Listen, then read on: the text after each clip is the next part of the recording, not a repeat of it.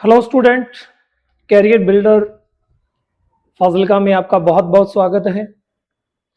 ये career builder की ओर से आने वाले एग्जाम्स के लिए मैंने कुछ मैथ के एमसीक्यूज तैयार किए हैं और ये कैरियर बिल्डर की ऑनलाइन में पहली क्लास है, तो इसमें कुछ कमियां रह सकती है। तो कमियों को नज़रअंदाज करते हुए आप ज़्यादा से ज़्यादा इसे शेयर कीजिए और आने वाले एग्जाम्स को ध्यान में रखते हुए मैथ के कुछ एमसीक्यूज हमने तैयार किए हैं। तो चलिए स्टार्ट करते हैं आज की क्लास।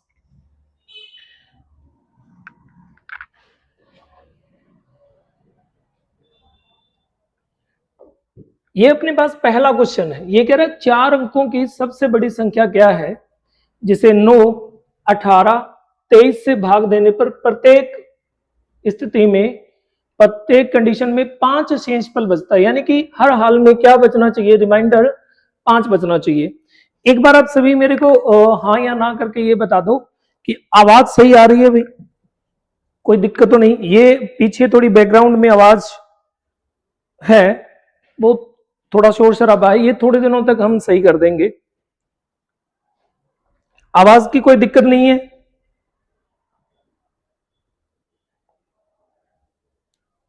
ओके, चलो फिर मैं स्टार्ट करता हूं। ये अपने पास पहला क्वेश्चन है। इस क्वेश्चन में देखिए, ये कह रहा 9, 18 और 23, ये कह रहा 4 अंकों की बड़ी से बड़ी संख्या। याद रखना, जब भी बड़ी से बड़ी की बात करेगा तो वो होगा अपना एचसीएफ, और जब भी छोटी से छोटी की बात करेगा तो वो अपना होगा एलसीएम। लेकिन जब भी वो डिजिट फिक्स कर दे कितने अंकों की? 4 अंकों की, तो याद रखना इसमें एचसीएफ ही बनेगा। क्लियर? और इसमें जो बड़ी से बड़ी संख्या है वो 4 अंकों की बनेगी, वो 9 से बनेगी। तो अपने पास 4 अंकों की बड़ी से बड़ी संख्या आ गई 9999, 9999। अब आप क्या करोगे? 9, 18 और 23 का एलसीएम लोगे भाई। तो अगर मैं 9, 18 और 23 का एलसीएम लेता हूं तो मेरे पास, सबसे पहले मैं इसे काट लेता हूं, तो ये मेरे पास 2 पे कटा 9, 9 और 23। अब देखिए, अगर मैं आगे करूं तो वही है कि मेरे पास में जो आएगा वो 2, 9 और 23 आएगा, तो मैं इन्हीं का मल्टीप्लिकेशन कर लेता हूं। तो 2 इंटू 9 इंटू 23, 23 का 9 मल्टीपल 207 होता है, और 207 को अगर मैं डबल करूंगा तो ये मेरे पास हो जाएगा 414। यानी कि मेरे पास एलसीएम आ गया 414। अब इस एलसीएम से इस संख्या में भाग देना है और अपने को लेके आना है रिमाइंडर।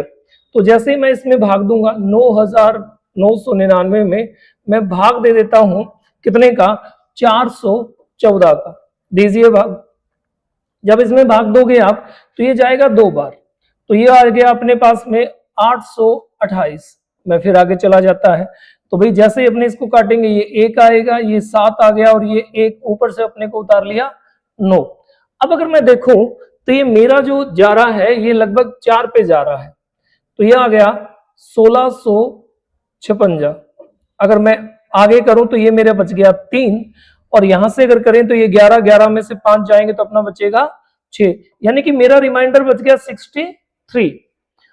अब इस संख्या में से 63 को माइनस कर दीजिए तो आपके पास बचेगा 6399। यानी कि अपने पास में जो संख्या आई वो आ गई 9936।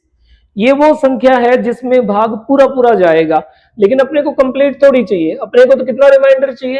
5। तो जब भी वो कुछ भी पूछे 4 अंकों की, 5 अंकों की बड़ी से बड़ी संख्या, इतना करना ही पड़ेगा। इसके बाद क्या करना है? ये वो संख्या है 9936 जिसे 9, 18 और 23 क्या काट सकता है? कंप्लीट, पूरा पूरा। तो अपने को कितना रिमाइंडर चाहिए? 5। अपने इसमें ऐड कर देंगे तो अपने पास में ये बन जाएगा 9941।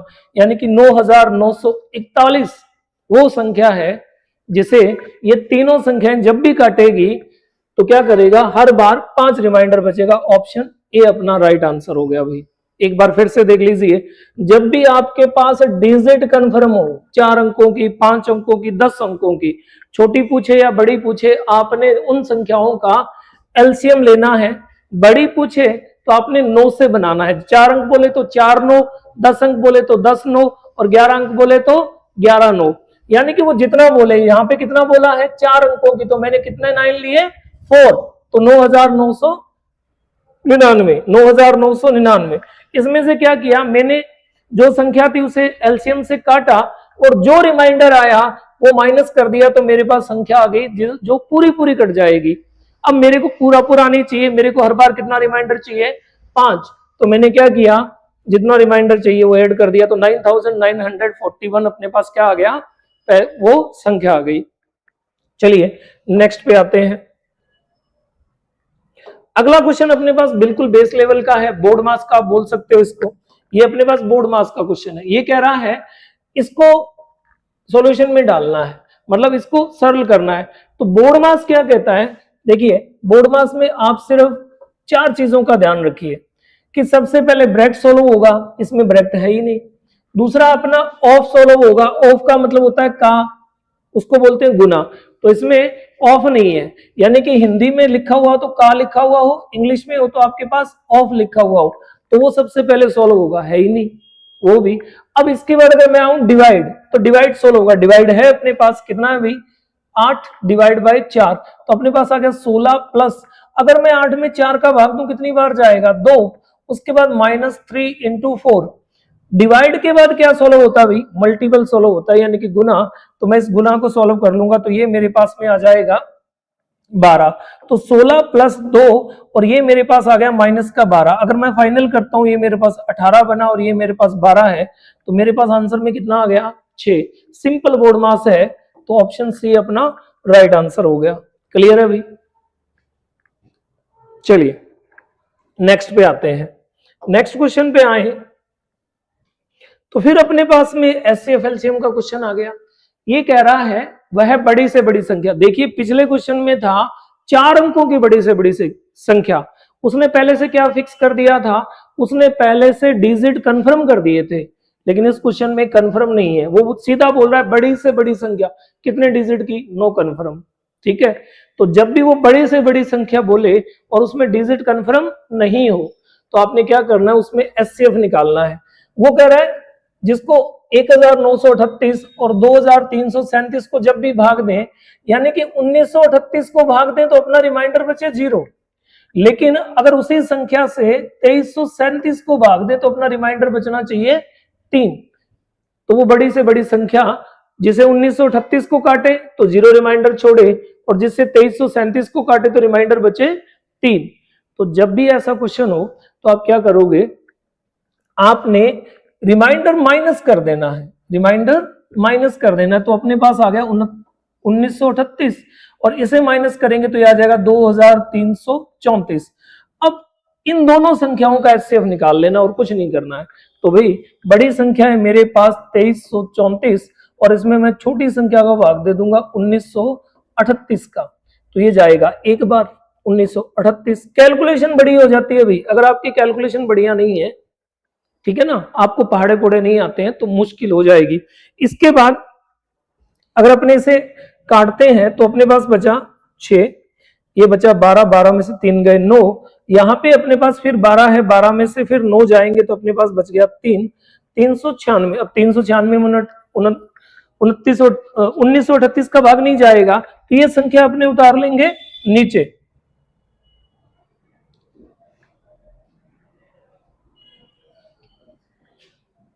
क्लियर। अब अगर अपने इसको नेक्स्ट करते हैं तो भाई अपने पास में 1938 आ गया। अब 1938 को अपने कितनी बार काटेंगे, 4 से काट देंगे भाई। जैसे अपने 4 से काटेंगे तो ये अपने पास आ जाएगा, जब इसे अपने 4 से काटेंगे तो ये अपने पास बनेगा 1584। इसका अपने देखें तो ये बचा 4, इधर अपने पास है 13, 13 में से 8 जाएंगे तो अपने पास बचेंगे 5, यहाँ 8 है, 8 में से 5 गया, अपने पास बचा 3, तो 354। 354 में तो भाग जाने से रहा, तो क्या हुआ, अपने नीचे उतार लेंगे किसको, 396 को, ये भाग जाएगा एक बार। देखिए कैलकुलेशन बहुत लंबी हो रही है, नो टेंशन, ये आपके जो टेबल होगा, जो पहाड़े होंगे उन्हीं के बेस पे होगा, अदरवाइज नहीं हो पाएगा। तो जैसे अपने 354 से काटा तो अपने पास बच गया 42, 42। अब 42 में किसका भाग नहीं जाता, 354 का नहीं जाता, तो 354 वहां ले लेंगे 354। अब अगर मैं इसको काटता हूं तो वही ये कटेगा 42 से ये कट जाएगा 420 नहीं जाएगा, 8 पे चला जाएगा, 8 16 32 और 1 33। अपने पास में बचा 14, 14 में से 6 गए तो अपने पास बच गया 8 और यहाँ अपने पास में आ गया एक 18, 18 में भाग नहीं जा रहा, 42 नीचे आएगा, अपने इसे काटेंगे तो ये 2 बार कटेगा, ये आ गया 36। अब देखिए फाइनल अपने पास आ गया 6, 42 में से 36 गए, अपने पास बचा 6 और यहां अपने उतार लेंगे 18 को और 6 इसको क्या करेगा 3 बार पूरा पूरा काट देगा, जो पूरा पूरा काट दे वही अपना एचसीएफ होता है, वही इसका आंसर है। कैलकुलेशन बहुत लंबी हो गई और इसमें अपना आंसर आ गया एचसीएफ कितना आ रहा है 6, तो अपना आंसर आ गया 6। क्लियर है भाई? बिल्कुल। चलिए नेक्स्ट क्वेश्चन पे चलते हैं।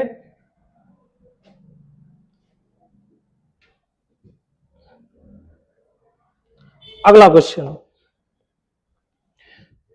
इस क्वेश्चन में ये कह रहा है किसी मूलधन पर 7% की वार्षिक दर से 3 वर्ष की अवधि के लिए साधारण ब्याज जो है वो 714 है, तो वो मूलधन बताइए। देखिए सीधा सीधा फार्मूला अप्लाई हो रहा है कि अपने पास में प्रिंसिपल का, सिंपल इंटरेस्ट में प्रिंसिपल का एक फार्मूला होता है, वो होता है ब्याज SI into 100 upon time into rate of interest, rate of interest. अगर अपने इसको करते हैं तो सिंपल इंटरेस्ट हो गया 714, मल्टीपल में लग जाएगा 100 अपॉन अपने लिख देंगे रेट कितनी है 7 और टाइम के ड्यूरेशन है 3। 7 का 3 मल्टीपल कितना होता है? 21 होता है। अगर मैं 21 से काटूंगा तो 21 से कटा 3 पे और उसके बाद बचा 84, 21 से कट गया 4 पे, तो फाइनल अपने करेंगे तो अपने पास आ जाएगा 3400 रुपए, यानी कि कितना रुपया उधार दिया गया था 3400 रुपया।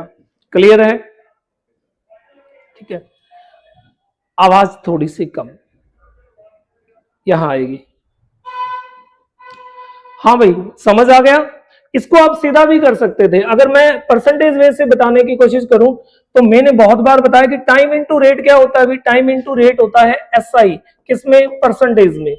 तो अगर मैं टाइम और रेट को गुना करता हूं, 7 का 3 मल्टीपल अपने पास हो गया 21, यानी कि 21% अपने पास में क्या है? इंटरेस्ट। उधर वो कितना बोल रहा है 714, 21% की जो वैल्यू है वो 714 है। अगर मैं इसे काट दूं तो 21 से कट गया 1 पे और ये 21 से कट गया 34 पे, और अपने को पता है कि 100% क्या होता है? प्रिंसिपल होता है। तो अगर मैं इसे 100 से गुना करूं तो ये 100% हो जाएगा, इधर 100 से गुना करें तो ये हो जाएगा 3400, तो अपने पास 100% की वैल्यू आ गई 3400। चाहे आप फार्मूला लगा लो चाहे आप परसेंटेज से कर लो, कोई फर्क नहीं पड़ता, बस आपकी कैलकुलेशन थोड़ी सी बढ़िया वाली होनी चाहिए। हाँ भाई क्लियर है? चलिए अपने आते हैं नेक्स्ट क्वेश्चन पर। ये फिर अपने पास में एक बोर्ड मास का क्वेश्चन आ गया, लेकिन ये परसेंटेज बेस है। ये कह रहा है यदि x का 2% 300 है, यानी कि कोई संख्या है x और उस x का अगर 2% निकाला जाए तो वो अपने पास में कितना आता है? 300। अगर मैं ये एग्ज्यूम कर लूं कि x 100% है, कि मैं इस x को कितना मान लूं? कंप्लीट, और जब भी कोई चीज कंप्लीट होती है वो 100% होती है, तो अपने पास में आ गया 100%। अगर 2% की वैल्यू 300 है तो मैं इसे 50 से गुणा करता हूं, कितना बनेगा? 100। तो मैं इधर भी 50 से गुणा कर देता हूं, कितना हो जाएगा? 15,000। इधर 50 से किया 100, 50 को 3 से करेंगे 150, 2 आ गया अपने पास, तो अपने पास आ गया 100% की वैल्यू आ गई 15,000, यानी कि वो x कितना था? 15,000 के बराबर था। इसके बाद नेक्स्ट पे आ जाइए। अगला क्वेश्चन है अपने पास में, अगर आपने रेशो का चैप्टर किया है तो रेशो में अपने पास 3 कंडीशन होती है। नॉर्मली 3 कंडीशन में एक अपने से पूछा जाता है मीन प्रोपोर्शनल, जिसको मीन प्रोपोर्शनल, और इसको बोलते हैं मध्य अनुपाती, मध्य अनुपाती। एक होता है अपने पास में थर्ड प्रोपोर्शनल,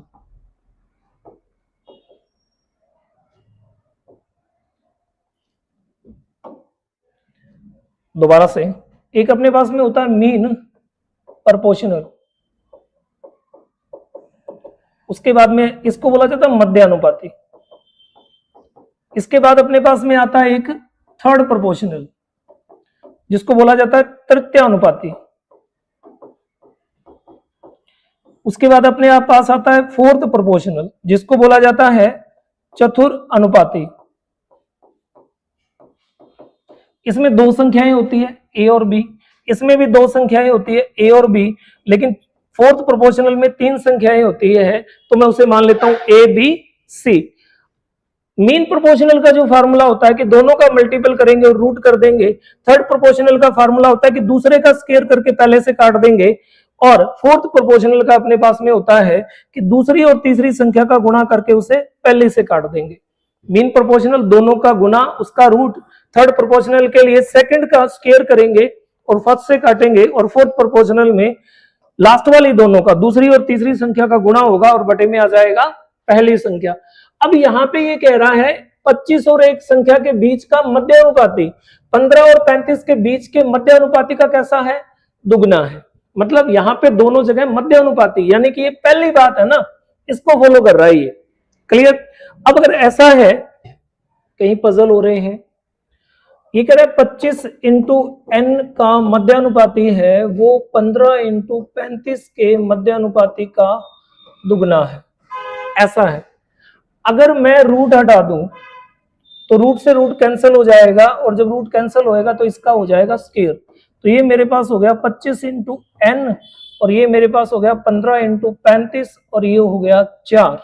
अब n की वैल्यू के लिए मैं 25 को उधर लेके जाऊंगा तो ये हो जाएगा 15 इंटू 35 गुना 4, और बड़ा में मेरे पास आ गया 25। अगर अपने काटना स्टार्ट करें तो ये 5 से कटा 3 पे, ये 5 से 5 पे, और ये 5 से 7 पे, 21, और 21 का 4 मल्टीपल मेरे पास में आ जाएगा 84। बोर्ड मास का रूल लग गया। मध्यानुपाती का क्वेश्चन था, नंबर सिस्टम के बेस पे अपने आंसर आ गया ए। इस क्वेश्चन में थोड़ा पजल हुए, एक बार फिर से आते हैं कि जब किसी संख्या पर रूट होता है तो जब वो रूट हटता है तो सामने वाले का क्या हो जाता है, स्क्वायर हो जाता है। भाई इस रूट पे था। चलिए नेक्स्ट क्वेश्चन पे आ जाते हैं। भाई अगर नेक्स्ट क्वेश्चन की बात करें तो ये अपने पास में एक रहा, किसी समानुपाती में पहली, दूसरी और चौथी संख्या, ये फिर रेशो से समानुपाती यानी कि प्रोपोर्शनल के क्वेश्चन पर आ गया। ये कह रहा है पहली, दूसरी और चौथी संख्या, ये कह रहा है 4 संख्याएं हैं, 1 2 3 और 4। हमेशा समानुपात में कितनी संख्या होती है, 4 संख्या होती है। पहली दो संख्याओं का जो रेशियो है वो बाकी दो संख्याओं के रेशियो के क्या होता है, बराबर होता है। अगर पहली संख्या को a मान लूं, दूसरी को b मान लूं, तो समानुपात हो जाएगा c और d। और इसमें क्या होगा, पहली और लास्ट का मल्टीपल मिड वाली दोनों के मल्टीपल के बराबर होगा। अगर ऐसा है तो देखिए ये कह रहा है पहली संख्या 31 है, दूसरी संख्या 12 है, समानुपात। तीसरी संख्या नहीं दी हुई तो मैं उसको क्वेश्चन मार्क की जगह रख लेता हूं, और उसके बाद चौथी संख्या है 156। अब इसने कहा है तीसरी संख्या ज्ञात कीजिए, तो इन दोनों का मल्टीपल 12 इंटू क्वेश्चन मार्क है, ये किसके बराबर होना चाहिए, 31 इंटू 156 के बराबर होना चाहिए। 12 उधर लेके जाएंगे तो ये से काट देगा, तो ये हो जाएगा 31 गुना 156 और बटा में आ जाएगा 12। देखिए 12 से ये कट जाएगा 13 पे। अगर मैं 13 का 31 से गुना करूं तो भाई 31 इंटू 13, 13 का मल्टीपल 1 बचा, 1 39 और 1 40। अपने पास में तीसरी संख्या आ गई 403।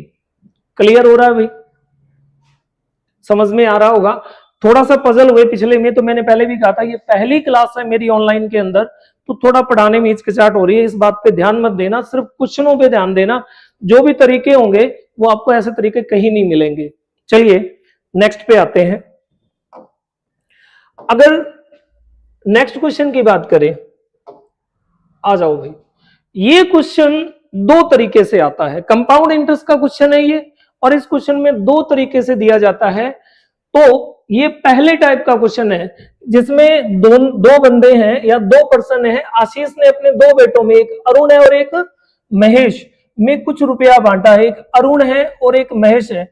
इस क्वेश्चन को आराम से देख लेना, क्योंकि इसमें दो कैटेगरी का क्वेश्चन आता है। एक जिसमें सिर्फ सीधा दिया हुआ हो कि इसको 11 साल बाद और इसको 12 साल के बाद कैसा रुपया मिल रहा है, समान धनराशि। देखो ये 11 और ये 12 साल बाद, दो ही बार टाइम दिया हुआ है। एक दूसरा क्वेश्चन आता है, आगे आएगा, वो भी मैं आपको करवाऊंगा। उसमें क्या होता है, टाइम 3 बार दिया होता है कि ये 11 साल का है और ये 12 साल का है, और बाद में एक टाइम दिया जाता है कि 24 साल, 25 साल, 50 साल के होने पर इनको बराबर धनराशि मिली। लेकिन इसमें सीधा दिया हुआ है। जिसमें सीधा दिया हुआ है उसमें आप क्या करोगे, ये कह रहा है उन्होंने अपने बेटे अरुण और महेश के बीच इस प्रकार से बांटा, चक्रवर्ती ब्याज पर बांटा, कि क्या हुआ कि 10% वार्षिक ब्याज की दर से यह देखा गया कि अरुण और महेश को क्रमशः 11 और 12 साल के बाद समान ब्याज मिला, तो आप क्या करोगे, आप इसमें जो रेट ऑफ इंटरेस्ट है ये 100 में जोड़ लोगे, इसे 100 में जोड़ के लिखना है। तो पहले अरुण के लिए मैं लिख दूंगा 110 और महेश के लिए मैं लिख दूंगा 100। यानी कि इस रेट ऑफ इंटरेस्ट को आप क्या करोगे, इस रेट ऑफ इंटरेस्ट को पहले बंदे के लिए आप 100 में ऐड करोगे और दूसरे बंदे के लिए आप सीधा क्या लिख लोगे 100। अब काट लीजिए, कितना आ गया 11 और 10। अब आप यहां से अंतर देखिए कि 11 और 12 साल का अंतर कितना है, 1। अगर 1 साल है तो आपने कुछ नहीं करना है, अगर 1 साल है तो आपने कुछ नहीं करना है, और अगर 2 साल है तो इसका क्या कर दोगे, इसका स्क्वायर कर दोगे। अगर 3 साल है तो इस पे पावर 3 लगा दोगे तुम। क्लियर हो रहा है अभी? अगर मैं दोबारा से इस क्वेश्चन को बताने की कोशिश करूं तो जब भी ऐसा क्वेश्चन आए जिसमें डायरेक्ट टाइम दिया हो तो जितनी भी रेट ऑफ इंटरेस्ट है पहले के लिए 100 में ऐड करोगे, दूसरे के लिए सीधा रख दोगे। उसके बाद क्या करना है, जितना टाइम का गैप है वो पावर में ले जाओगे। तो अगर मैं यहाँ 1 लगाता हूं तो क्या होगा, कोई फर्क नहीं पड़ेगा। अगर यहाँ पे ये 11 होता और ये 13 होता, फिर 2 साल का होता, फिर मैं इन दोनों का स्क्वायर कर देता 121 और 100।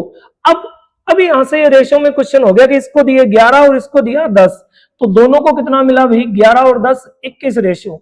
उधर वो बोल रहा है कि दोनों को कितना बांटा 1218 रुपए। अब आप अपने से काट देते हैं, तो जैसे मैं एक रेशो की वैल्यू बनाऊंगा तो भाई ये कट जाएगा। 1218 को अगर मैं 21 से काटूंगा तो ये चला गया 5 पे 105, मेरे पास में बच गया 16, ऊपर से 18 तो ये चला गया 168 8 पे, यानी कि एक रेशो की जो वैल्यू है वो मेरे पास आ गई 58। क्लियर हो गया? अब इसने पूछा है आशीष ने महेश को कितनी धनराशि दी। देखिए महेश दूसरा बंदा है, महेश दूसरा पर्सन है, उसके पास कितने टोकन है 10, और एक टोकन का मिल रहा है 58 रुपए। तो अपने को आंसर आ गया अपना 580 रुपए। ऑप्शन बी कि महेश को कितना रुपया दिया जाएगा 580 रुपए दिए जाएगा। मैं एक बार फिर से रिपीट कर दूं कि जब भी टाइम 2 ही बार दिया हो सीधा कि इसको 11 साल बाद इसको 12 साल बाद बराबर रुपया मिला, तो आप रेट ऑफ इंटरेस्ट को पहले के अंदर जोड़ोगे, दूसरे के लिए 100 रखोगे, उसका रेशियो बनाओगे और जितना टाइम है का गैप है वो पावर में डाल दोगे। तो अपने पास सीधा सीधा आ गया 11 और 12। इसके बाद आप रेशियो की वैल्यू निकालोगे और जिसका पूछा है उससे मल्टीपल कर दोगे। चलिए इसके बाद नेक्स्ट क्वेश्चन पे आते हैं। आ जाओ। इस क्वेश्चन में देखिए ये कह रहा है एक आदमी 78 किलोमीटर पर आवर की चाल से पुणे से मुंबई जा रहा है। मतलब कि वो पुणे से चला और वो कहां जा रहा है, मुंबई जा रहा है, और जाते वक्त उसकी जो स्पीड है वो 78 किलोमीटर पर आवर है, लेकिन आते वक्त जो उसकी स्पीड है वो 91 किलोमीटर पर आवर है। अगर बेसिक रूप से देखा जाए, क्या हुआ, आवाज सही आ रही? अगर बेसिक रूप से देखा जाए तो 78 किलोमीटर जाने की स्पीड और 91 किलोमीटर आने की स्पीड, आने और जाने का डिस्टेंस कैसा है, बराबर है। तो जब कोई जाकर के वापस आ रहा है, जितने किलोमीटर गया है उतने किलोमीटर ही वापस आ रहा है, तो यहाँ पे एक एवरेज स्पीड का फॉर्मूला लगता है 2xy upon x plus y। ये एवरेज स्पीड का फॉर्मूला है। x का मतलब है पहली स्पीड और y का मतलब है दूसरी स्पीड। तो मैं इसे फॉर्मूले को अगर अप्लाई करता हूं तो ये हो जाएगा 2 गुना 78 इंटू 91, और नीचे ये 78 और 91 को मैं क्या कर दूंगा, जोड़ दूंगा। अगर मैं इसको आगे लिखता हूं तो ये हो जाएगा 2 इंटू 78 इंटू 91 अपॉन, अगर मैं इन दोनों को ऐड करता हूं तो ये मेरे पास हो रहा है 169। अब देखो ये 169 है ना, ये 13 का क्यूब है, 13 इंटू 13 होता है। तो अगर अपने देखे तो ये कट गया 13 से 6 पे, और ये 13 से कट गया 7 पे। अब 2 का 6 गुना, 2 इंटू 6 इंटू 7 आ गया अपने पास, तो 2 का 6 गुना 12 और 12 का 7 गुना 12 सत्ते 84। तो उसकी जो आने जाने की एवरेज स्पीड थी वो थी 84 kilometre per hour. Option A अपना राइट आंसर है। थोड़ी सी स्पीड ज्यादा है बीच बीच में, तो उस पर ध्यान मत दीजिएगा। जो भी नहीं समझ में आए वो दोबारा देख लीजिएगा, फिर भी नहीं आएगा तो आप कमेंट कीजिएगा, मैं उसे दोबारा बता दूंगा। चलिए नेक्स्ट क्वेश्चन पे भी, चलिए आ जाओ। इस क्वेश्चन को देखिए, ये कह रहा है 20 लड़कों का एवरेज स्कोर 75 है और 30 लड़कियों का एवरेज स्कोर 85 है। कक्षा का कुल औसत स्कोर कितना है?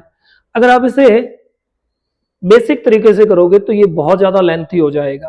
तो ऐसे क्वेश्चन में जहां बेसिक तरीका लगाना है वहां तो लगाना ही लगाना है, लेकिन जब क्वेश्चन अपने पास नॉर्मल हो और आसानी से हो रहा हो कम कैलकुलेशन पे, तो आप वहां पे बेसिक तरीके से बचोगे। तो चलिए इसका शॉर्टकट देखते हैं। सबसे पहले क्या है, ये कह रहा है 20 लड़कों का एवरेज स्कोर है 75, तो आप क्या करोगे, ऊपर संख्या लिखोगे बॉयज और गर्ल्स।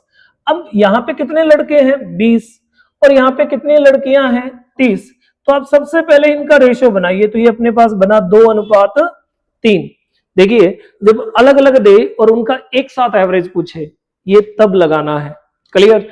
और ये हर जगह लगेगा जहां भी इस टाइप का क्वेश्चन आएगा। तो भाई मेरे पास बॉयज का रेशियो 2 आ गया और गर्ल्स का रेशियो आ गया 3। अब अगर मैं इसके बाद आऊं तो देखो बॉयज का जो एवरेज है वो इसके नीचे लिख लोगे 75 और जो गर्ल्स का एवरेज है वो इसके नीचे लिख लोगे 85। अब आप इन दोनों का ना डिफरेंस ले लो, 75 और 85 का जो डिफरेंस है वो अपने पास आ गया 10।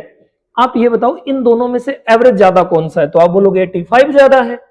जो ज्यादा है आपने उसके रेशो से मल्टीपल कर देना इसको। तो अगर मैं इस 10 को इस 3 से मल्टीपल करूं तो मेरे पास में आ जाएगा 30।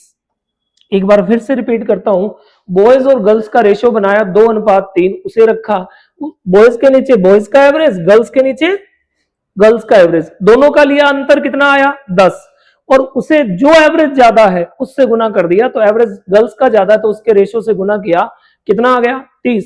और इसे क्या करेंगे, इन दोनों रेशियो के टोटल से काट देंगे, 3 और 2 5। जैसे ही मैं काटता हूं कितना आया 6। यहां तक तो मेरे ख्याल से सबको समझ आ गया होगा। अब देखिए जो एवरेज दोनों में से ज्यादा है ना आपने उसमें ऐड कर देना है। तो जैसे ही मैं 75 में 6 ऐड करता हूं ये बन जाएगा 81। तो भाई पूरी क्लास का यानी कि जितने भी बॉयज एंड गर्ल्स थे उन सबका जो एवरेज स्कोर है वो अपने पास है 81। आप इसे पहले 20 से 75 को गुना करोगे, फिर 30 को 85 से गुना करोगे और उसके बाद उसे टोटल करके 20 और 30 50 से काटोगे। आपको लगेगा कि ये जल्दी हुआ है, पर वो जल्दी नहीं है क्योंकि एग्जाम में हर सेकंड की वैल्यू होती है भाई। चलो नेक्स्ट पे आ जाइए। एक बिल्कुल बेसिक लेवल का क्वेश्चन है, ऐसा क्वेश्चन सिर्फ उलझाने के लिए दिया जाता है। तो ये कह रहा है एक किताब 1020 में खरीदी गई और 1224 रुपए में बेच दी गई। 2 मिनट भाई, मैं आता हूं थोड़ी देर में, ठीक है? हाँ हाँ ये एक सेट ही करने के, मैं बाद में फोन पे बात करता हूं आपसे। देखिए थोड़ा डिस्टर्बेंस हुआ, पिछला क्वेश्चन भी इसी चक्कर में अटक गया, अपना जो मध्य अनुपाती वाला क्वेश्चन था, क्योंकि बीच में थोड़ा सा डिस्टर्बेंस था, ध्यान वहां चला गया तो उस क्वेश्चन से ध्यान हट गया। तो आप गलतियों को नजरअंदाज करते हुए सिर्फ क्वेश्चन पे ध्यान दोगे। क्लियर? धीरे धीरे जैसे जैसे रूटीन में आएंगे, थोड़ा कैमरे से जैसे जैसे डर निकलेगा तो उसके बाद आपको कहीं कोई दिक्कत नहीं आएगी और आपको ऐसे मेथड मिलेंगे कि मैथ का डर निकल जाएगा आपका। चलिए आते हैं इस क्वेश्चन पे। ये कह रहा है कि कॉस्ट प्राइस जो है वो है 1020 रुपए और जो सेलिंग प्राइस है वो है 1224 रुपए। सिंपल क्वेश्चन है। तो भाई यहां से अगर मैं देखूं तो जो प्रॉफिट हुआ वो हुआ 204 का। बेसिक तरीके से बता रहा हूं क्योंकि यहाँ पे और तरीका लगाने की जरूरत ही नहीं है। तो अगर अपने देखें 204 रुपए का, तो प्रॉफिट परसेंटेज का क्या फार्मूला होता है? प्रॉफिट परसेंटेज मांग रहा है तो प्रॉफिट परसेंटेज का फार्मूला होता है profit upon cost price into 100। तो भाई प्रॉफिट हुआ 204 रुपए का, कॉस्ट प्राइस है 1020 रुपए और परसेंटेज बनाने के लिए गुना 100। 0 से 0 कैंसिल हो गया, अगर इससे काटो तो ये कटेगा 2 पे और 2 का 10 मल्टीपल होता है 20। तो मेरे पास आंसर आ गया कि कितने परसेंट का प्रॉफिट हुआ? 20% का ऑप्शन डी अपना राइट है। एक तरीका तो ये है, थोड़ा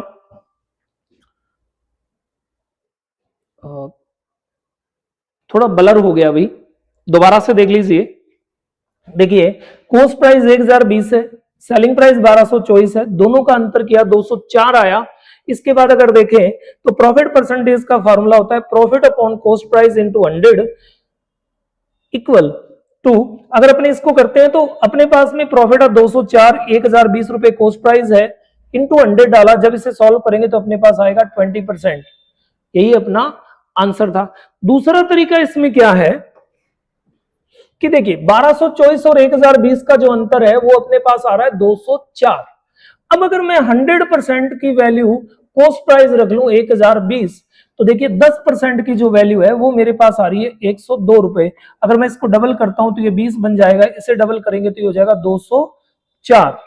तो अपना जो प्रॉफिट है वो कितना है, अगर कॉस्ट प्राइस 100% 1020 के बराबर है तो अपना जो प्रॉफिट परसेंटेज है वो आ गया 20%। यहां कोई फार्मूले की जरूरत नहीं, ये परसेंटेज बेस मैंने करवा दिया। चलिए नेक्स्ट पे चलते हैं अभी।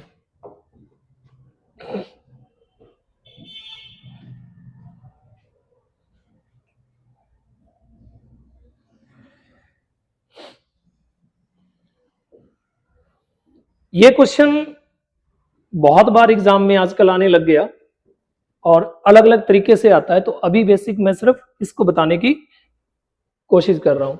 इसमें ना टाइम दिया हुआ है 2 साल, इसमें जो टाइम है वो दिया हुआ है अपने को 2 साल, 2 वर्ष, क्लियर। और अगर अपने यहां पे देखें तो अगर साधारण ब्याज जो है वो 42 रुपए है, यानी कि एसआई जो है वो 42 रुपीज 42 रुपए है, और जो कंपाउंड इंटरेस्ट है वो अपने पास है 49। ठीक है, इसकी थ्योरी अलग है तो इस टाइम थ्योरी पे काम नहीं करते। कैसे होगा ये, क्यों, कैसे, किस लिए, इसमें सब ये देखते कैसे होगा। तो जब भी आपके पास 2 साल का टाइम हो, उसके साथ एक बार साधारण ब्याज दिया हो और एक बार कंपाउंड इंटरेस्ट दिया हो, तो आप सबसे पहले रेट निकालोगे। तो रेट का जो फार्मूला आएगा वो आएगा कि कंपाउंड और सिंपल का जो है आप क्या करोगे, डिफरेंस कर लोगे, इनटू में 100 डालोगे और बटा में आप लिख लोगे सिंपल इंटरेस्ट का आधा, हाफ ऑफ एसआई। अब देखिए अपने पास इन दोनों का जो अंतर है वो अपने पास में निकल के आ रहा है 7, 42 और 49 का जो अंतर है वो 7, इनटू में मैंने डाला 100 और बटा में सिंपल इंटरेस्ट का आधा, तो सिंपल इंटरेस्ट है अपने पास 42 और 42 का जो आधा होगा वो होगा 21। अब मैं इसे काट देता हूं तो ये कट गया 3 पे। मैं 100/3 को रेट ऑफ इंटरेस्ट मान लेता हूं, यही रेट ऑफ इंटरेस्ट है 33। 1/3 लिखने की बजाय मैं इसे 100/3 लिखता हूं। यहां तक मेरे ख्याल से आपको समझ आ गया होगा। दोनों ब्याज का अंतर गुना 100 बटा में साधारण ब्याज का आधा रखना है, इतनी बात समझ आ गई। इसके बाद क्या करना है, आपने कंपाउंड छोड़ देना है, साइड कर दो इसको, और यहां पे आपने प्रिंसिपल का फार्मूला लगा देना है। सॉरी भाई फोन आ रहा है एक।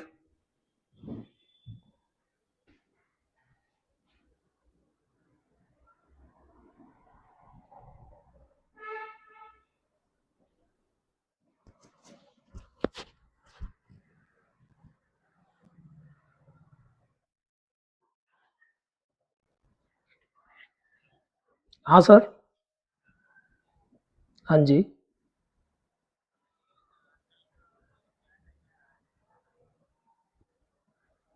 मैं अभी ऑनलाइन क्लास लगा रहा था मैं इसके बाद।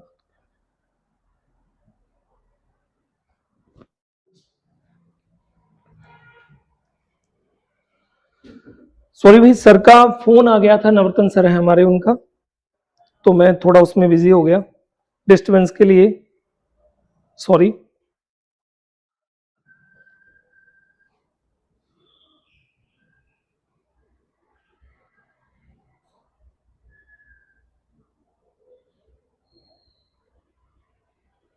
चलिए, ये पहली क्लास है तो थोड़ी स्पीड भी कई बार ज्यादा हो रही है, कुछ बताने में भी हिचकिचाहट हो रही है। धीरे धीरे जैसे जैसे डर खुलेगा आपको क्वालिटी बेटर मिलती जाएगी। थोड़ी आवाज की भी प्रॉब्लम है, वो भी आने वाले टाइम पे नहीं रहेगी। तो इस चीजों पे ध्यान ना देते हुए अपने सिर्फ इस ओर आते हैं। तो दोबारा से आते हैं, जैसे ही रेट ऑफ इंटरेस्ट आ गया, आपने क्या करना है, आपने कंपाउंड छोड़ देना है। उसके बाद अपने पास में क्या है, टाइम 2 साल, एसआई अपने पास में है, साधारण ब्याज अपने पास में 42 रुपए, और रेट ऑफ इंटरेस्ट की जगह अपने पास फाइंड हो चुका है 100/3। तो आप सिंपल इंटरेस्ट का प्रिंसिपल का फार्मूला अप्लाई कीजिए। क्या होता है, एसआई साधारण ब्याज गुना 100 अपॉन टाइम इंटू रेट। अगर मैं इसको अप्लाई करता हूं तो भाई मेरे पास में साधारण ब्याज है 42 रुपए, गुना में मेरे पास आ गया 100, और बटा में अगर मैं देखूं तो टाइम मेरे पास फिक्स है 2 साल, और रेट की जगह मैं लगा सकता हूं 100/3। अब अपने को पता है जो डिवाइड के डिवाइड में होता है वो ऊपर चला जाता है, तो ये 3 चला जाएगा यहां से ऊपर, और ये कट गया मेरे पास 100 से 100, 2 से अगर मैं 42 को काटूंगा तो ये कटेगा 21 बार, और 21 का 3 मल्टीपल होगा 63। तो मेरे पास प्रिंसिपल आ गया 63 रुपए। डी अपना राइट आंसर है भाई। आई होप कि आपको समझ में आया होगा। चलिए नेक्स्ट क्वेश्चन की ओर चलते हैं।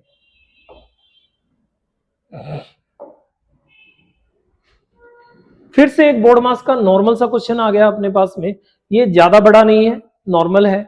देखिए बोर्ड मास में सिर्फ गलती जो होती है ना वो कैलकुलेशन में होती है, या कहीं काटते वक्त अपने सिंबलों को नजरअंदाज कर देते हैं, ब्रैकेट को भूल जाते हैं, कई बार ध्यान नहीं रहता। तो अगर देखें तो देखिए इसमें माइनस का बड़ा यूज हुआ है, तो थोड़ा आराम से। तो बोर्ड मास में मैंने पीछे भी बताया सबसे पहले डिवाइड होगा, क्योंकि ब्रैकेट या ऑफ नहीं है इसमें। तो पहले अगर मैं माइनस के 60 को माइनस के 12 से काटूंगा तो माइनस से माइनस कैंसिल हो गया, और मेरे पास में आ गया 5। ये मेरे पास में आ गया प्लस का।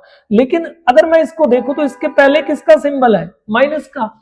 तो प्लस इंटू माइनस क्या होता है, माइनस होता है। तो ये मेरा जो 5 है जो प्लस का आया, इन दोनों का रिजल्ट ये माइनस से गुना होकर दोबारा किसका हो जाएगा, माइनस का। तो यहां पे मेरे पास आ जाएगा माइनस का 9, माइनस का 5, और यहां मेरे पास आ गया प्लस। देखो ये प्लस का 8 है और ये माइनस का 4 है। अगर मैं इसको मल्टीपल करूंगा तो अभी अभी आपने कहा प्लस इंटू माइनस माइनस होता है, तो 8 का 4 गुना मेरे पास हो जाएगा 32, किसका, माइनस का। और जब मैं इसको प्लस और माइनस को जब मैं ब्रैकेट को ओपन करूंगा तो ये आ जाएगा माइनस का 9, माइनस का 5 और माइनस का 32। ये मेरे पास हो गया माइनस का 14 और ये हो गया माइनस का 32। जब मैं इन दोनों को प्लस करूंगा तो ये हो जाएगा मेरे पास में 46, लेकिन किसका, माइनस का। तो मेरा आंसर आ गया डी ऑप्शन, माइनस का 46। सिर्फ करते वक्त थोड़ा सा आराम से करना है, जल्दबाजी नहीं करनी, बाकी इनमें कुछ भी नहीं होता भाई। चलिए नेक्स्ट पे आते हैं। अगला क्वेश्चन ये कह रहा है रुपेश ने 153 चेयर्स को सोल्ड किया, 153 कुर्सियां बेची और 53 कुर्सियों के विक्रय मूल्य के बराबर लाभ कमाया। देखिए जब भी आपके पास इस टाइप का क्वेश्चन हो जिसमें प्रोडक्ट में बात हो रही हो, जब भी आपके पास में ऐसा क्वेश्चन हो जिसमें प्रोडक्ट में बात हो रही हो और बेचने ही बेचने में बात हो रही हो, यानी कि वहां क्या है, कहीं भी रुपए का जिक्र नहीं होना चाहिए। एक कितने में बेचा, कितने में खरीदा, सारी कितने में बिकी, बेचने का बात हो रही है लेकिन कहीं भी रुपए का जिक्र नहीं है। और प्रोडक्ट में बात हो रही है, किस में बात हो रही है, प्रोडक्ट में। तो और बात बेचने ही बेचने में हो रही है। तो ये कह रहा है कितनी कुर्सियां बेच दी, 153, और कितने का प्रॉफिट हुआ, 153 के बराबर। यानी कि यहां पे जो प्रॉफिट या लॉस है वो पहले से कंफर्म है, प्रॉफिट या जो लॉस है वो पहले से कंफर्म है। जब बात प्रोडक्ट में हो रही हो, बात बेचने ही बेचने में हो रही हो, प्रॉफिट या लॉस भी प्रोडक्ट में दिया हो और सेलिंग प्राइस बेच मूल्य में दिया हो, तो यहां पे आप क्या करोगे, जितने प्रोडक्ट का प्रॉफिट या लॉस हुआ है वो लिखोगे, इनटू में 100 डाल दोगे। प्रॉफिट होगा तो ये प्रॉफिट परसेंटेज मांगेगा, और अगर लॉस होगा तो ये लॉस परसेंटेज मांगेगा। तो आपने क्या करना है, जितना प्रॉफिट या लॉस वो प्रोडक्ट में दिखा रहा है वो लिखना है, मल्टीप्लाई में आपने 100 लगा देना है। अब देखिए समझने वाला पोर्शन यही है कि अगर वो प्रॉफिट की बात कर रहा है, अगर वो प्रॉफिट की बात कर रहा है तो आपने प्रोडक्ट को माइनस करके लिखना है, और अगर वो लॉस की बात कर रहा है तो आपने प्रोडक्ट को प्लस करके लिखना है। एक चीज का ध्यान रखिएगा, प्रोडक्ट के अलावा कुछ भी नहीं होना चाहिए। और सिंपल प्रॉफिट या लॉस का परसेंटेज का अगर आपने फार्मूला कहीं देखा है तो प्रॉफिट या लॉस का परसेंटेज किस पे निकलता है, कॉस्ट प्राइस पे। और इस पूरे क्वेश्चन में खरीदने की कॉस्ट प्राइस या क्रय मूल्य का नाम भी नहीं है। चलिए इतना मेरे ख्याल से हो गया। अब ये क्या कह रहा है, ये कह रहा है उसने अपने खर्चे में 14% की कमी कर दी, 14% की कमी कर दी। देखिए अगर मैं 225 का 14% निकालता हूं, 225 इंटू 14/100, इसका 14% निकालते हैं भाई। तो देखिए मैं 14 से गुणा करता हूं, 14 5 70 बचे 7, 28 और 7 35, बच गए 3, 28 और 3 मेरे पास 31 आ गया, 2 छोड़ के पॉइंट। यानी कि उसने अपना जो खर्चा है वो 31 रुपए 50 पैसे पहले से कम कर दिया। तो अब उसका खर्चा कितना हो रहा है, तो भाई निकाल देते हैं। ये 5 आ गया, 4 में से 1 गए 3, और यहां 12 में से अगर मैं 3 को निकाल दूं तो 9 और ये 1, यानी कि अब उसका जो खर्चा है वो 193 रुपए 50 पैसे है। और वो कह रहा है उसकी जो बचत है वो 38% बढ़ गई। तो भाई पहले अगर मैं 100 का 38% निकालूं तो 100 पे जो परसेंटेज होता है वही होता है। तो उसकी जो इनकम है, बचत है, वो 38 बढ़ गई। तो अब उसकी हो गई 138। फिर से वही करते हैं भाई। तो भाई 138 वो बचा रही है, 193.5 वो खर्च कर रही है। तो मैं दोनों को जोड़ देता हूं, 193.5 उसका खर्चा है और 138 रुपए उसकी बचत है। अगर मैं जोड़ता हूं तो 5, ये मेरे पास हो गया 11, बच गया 1, 13 बचा 1 और 2 और 1 3। अब उसकी जो बचत है, कमाई है, वो है 331.50 पैसे। पहले वो कितना कमा रही थी, 325। अब कितना कमा रही है, 331.50 पैसे। पहले से कितना ज्यादा कमा रही है, तो आप बोलोगे 6.5 रुपए, 6 रुपए 50 पैसे, 6.5 रुपीज की उसकी इनकम में इंक्रीजिंग हुई, वो बढ़ गई। अब वो कह रहा है तो उसकी आय में कितने प्रतिशत की वृद्धि हुई। देखिए कितनी वृद्धि हो रही है, 6.5 की। अपने को ये परसेंटेज में चाहिए, तो जिसका परसेंटेज चाहिए ऊपर, जितने में से चाहिए, तो ये है 325 में से चाहिए और गुना में 100। तो जैसे मैं करूंगा तो ये पॉइंट हटा, 0 हट गया, इसको करेंगे तो ये हो जाएगा 650। अगर 650 में मैं 325 का भाग दूं तो ये जाएगा 2 बार। तो उसकी जो इनकम है वो पहले से कितनी बढ़ गई, 2% बढ़ गई। ऑप्शन डी अपना राइट आंसर है। चलिए नेक्स्ट पे आते हैं।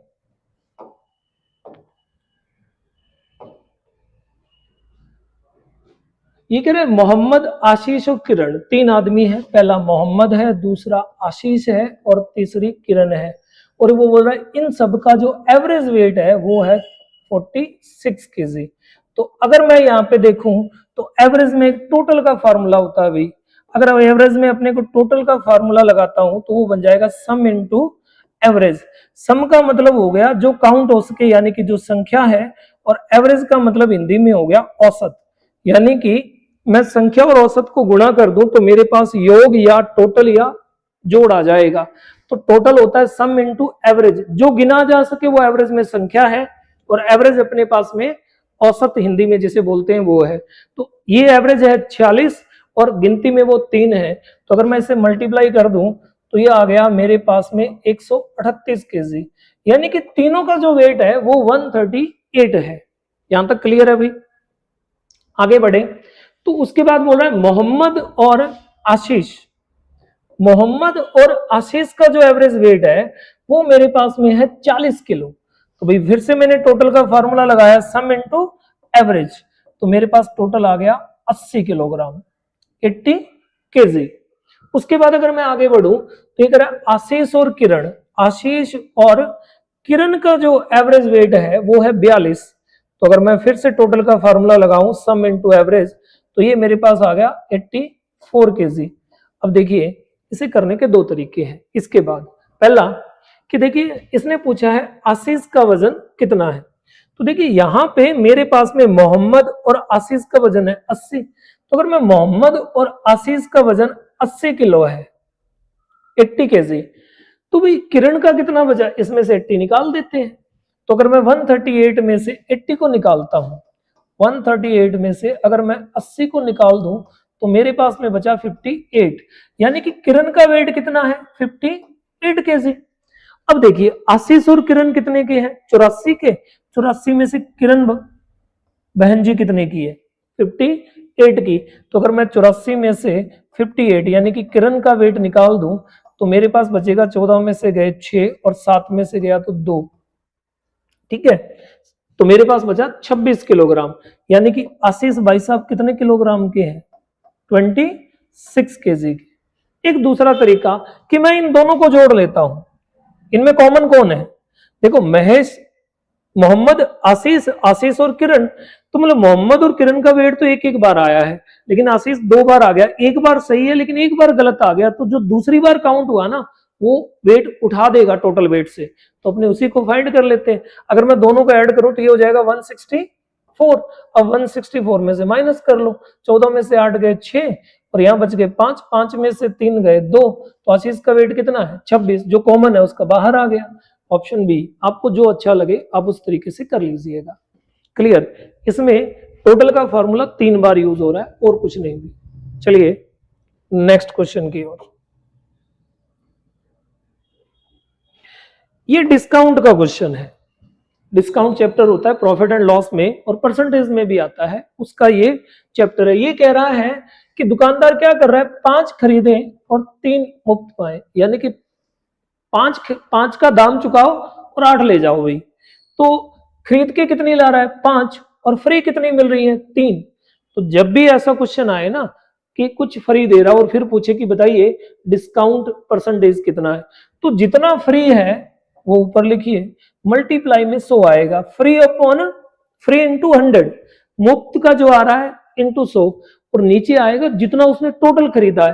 देखो 5 के पैसे चुकाए हैं, 3 उसको फ्री मिले, तो उसने अपने थैले में कितनी डाले हैं अभी 8 प्रोडक्ट डाले हैं, तो नीचे आएगा टोटल। अब काट देते हैं अभी, जैसे ही अपने इसको काटेंगे तो ये आ जाएगा 300 बटा में 8। 1/8 जो होता है ना या 100/8 होता है वो 12.5% होता है, 3 बार करोगे तो ये हो जाएगा 37.5%। 37 से 1/2 या 37.5%। ऑप्शन ए अपना राइट आंसर हो गया। अभी आज के लिए इतना ही। आज थोड़ी सी क्लास में डिस्टर्बेंस रहा क्योंकि पहली क्लास थी उस करके, तो नेक्स्ट टाइम धीरे धीरे अपने इसमें सुधार करेंगे। और नेक्स्ट कल मैं 7:30 बजे दूसरी क्लास लगा दूंगा, 7:30 या 8 बजे का टाइम रहेगा, जो भी मैं लिंक सेंड कर दूंगा। तो आज के लिए इतना ही। जय हिंद, जय भारत।